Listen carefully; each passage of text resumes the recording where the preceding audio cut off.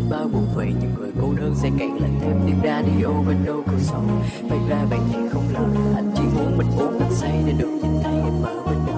Vậy nhạc buồn cũng vẫn cất lên, âm thanh quen thuộc bên tai, thuốc lá anh cho vào nồi vì không biết em đang bên ai. Một vài giây anh vẫn mơ nghĩ, khi hết mình một lần lên chả lẽ nào bên nỗi chẳng một ai để mà tâm sự. Giá như em có thể nhìn thấy hình ảnh của anh ở ngay lúc này, quên đi em là điều không thể vì tâm trí em vẫn luôn ở đây.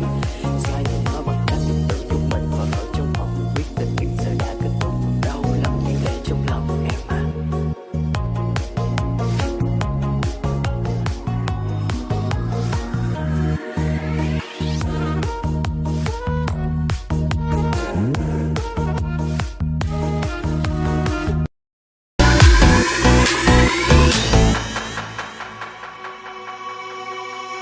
Khi xưa đi đâu cũng có nhau, có biết bao nhiêu cuộc vui đạo thiếu nhau, đi cùng nhau bên nhau giữa chốn thành danh.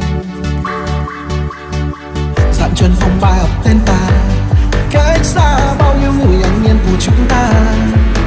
Đặng cánh mới nhận ra đã có nơi ta đang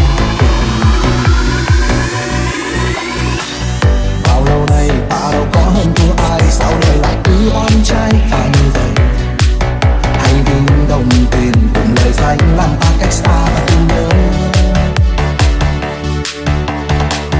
Nhưng không sao, mỗi tối bất chợt tụ hợp cả đám